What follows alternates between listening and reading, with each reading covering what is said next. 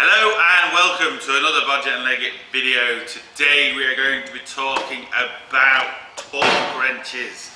Now, the only thing I can say to you is, like I say on a couple of other videos, as regards torque wrenches, if you're going to buy one, make sure you buy a good one, because it's vital. When you're using these things, you have to make sure you're correct. And the last thing you want to do is buy a cheap one and it not work.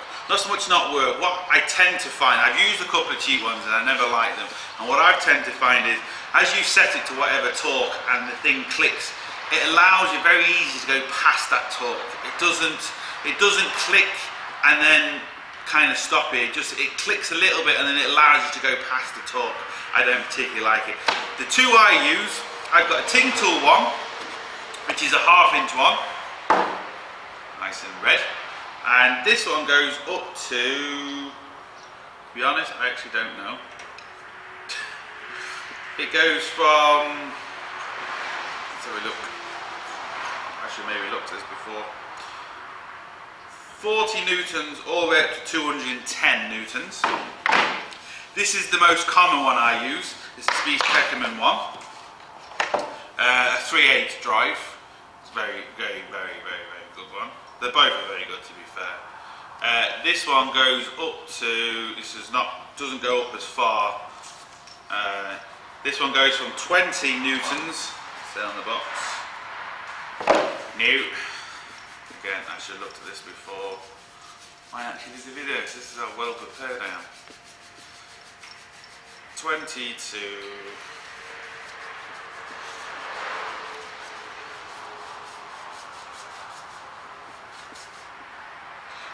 100.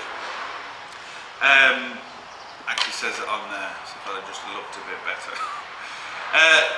They have slightly different ways of working, in the sense that this has a little, like a gauge, almost like a tyre pressure valve has, so you can slide it and it locks just with a simple mechanism here at the bottom. This one is basically engraved into the actual shaft, and the locking pin is a screw at the bottom rather than just like a tap almost. But again, they work both the same way, so you adjust them up to what you need. I'm going to put this on 40 newtons, sorry. They also have a foot-pound torque gauge as well, both of them do. So I now know this is 40 newtons. I'm going to set this one to 40 newtons and just quickly show you kind of what they feel like. I know it's going to be hard for you to kind of get that. But basically, with one of these, if you're going to buy one, by all means buy one, but save your money and buy a decent one. I had a comment on my video the other day, and a fellow was worried about doing his back wheel bearing because he didn't have a torque wrench, and there's lots of stuff saying you have to torque it. You don't have to torque wheel bearings. Now I know I'm going to get a lot of grief on this, but any mechanic, well 99% of mechanics don't torque wheel bearings. We're just so used to it now, we know what to basically do and how tight to put them. The only things I ever torque are on the engine.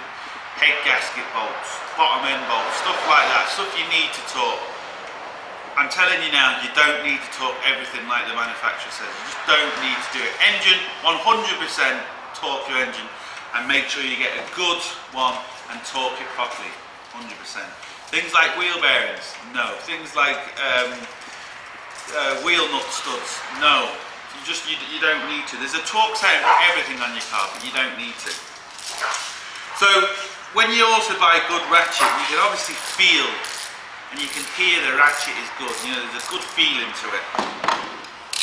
There's a nice proper clink, proper sound. So it's important to buy a good one.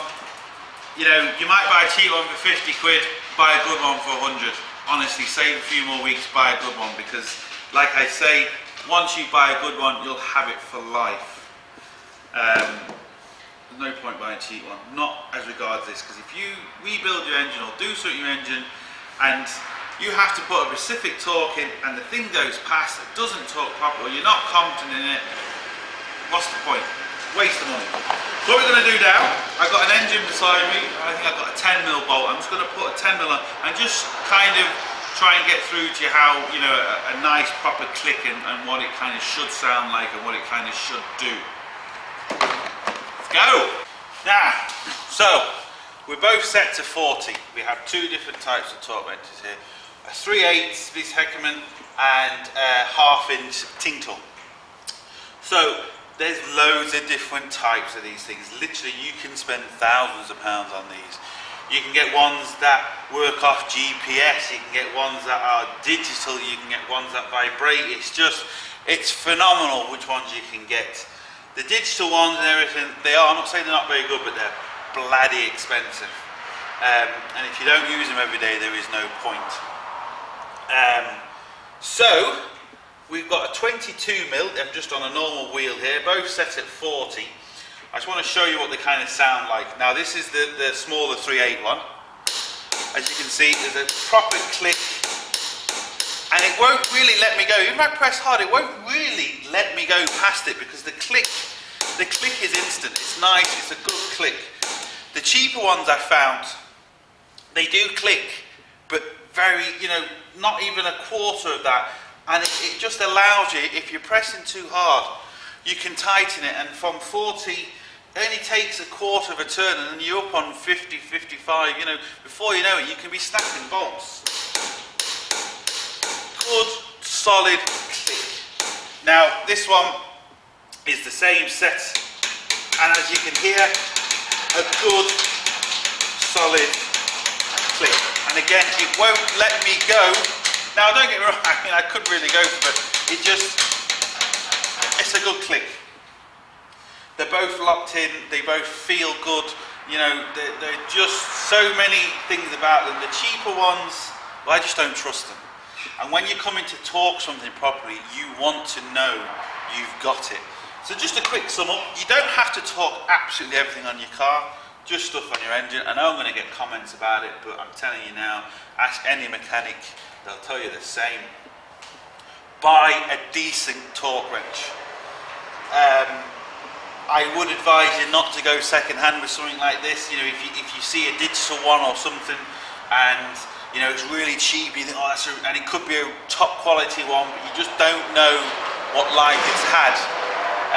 So I wouldn't go second hand. You can buy a lot of second hand tools, but torque wrenches, digital ones, well, anyone really, I just wouldn't, because you don't really know. I mean, there's springs and stuff in here, and you know, if they haven't been looked after properly, the springs could be weak or stretched or anything like that. The way to look after a torque wrench, very simple. When you finish with it, no matter what torque you're on, loosen the torque and basically slacken it off so there's no torque on it. There's no, the spring isn't under tension, under pressure. So just set it to 0, no torque. Same as this one, at the minute it's set on 40, so I'm just going to screw it all the way back to 0. And what I'm doing, now we're on 0. Now, and what I'm doing, the spring that's inside, it's not kept under pressure. If you've got a torque wrench and it goes up to whatever it goes up to, say like you put this on 100, this one goes to 210. If you leave that on maximum thing and you don't use this in another 6 months, a year, well, the torque settings most probably are going to be gone off it, because that spring is going to be stretched and it can't work properly. It'll still physically work, but it won't be true torque settings. So slacken the spring off when you don't use it, leave it on 0, get a decent one, sorted, end of story. If you need torque settings, you can go on the internet and find torque settings, that isn't an issue. So yeah, look, I hope it helps. Thumbs up and subscribe, and don't forget, get your hands dirty. See you for the next one.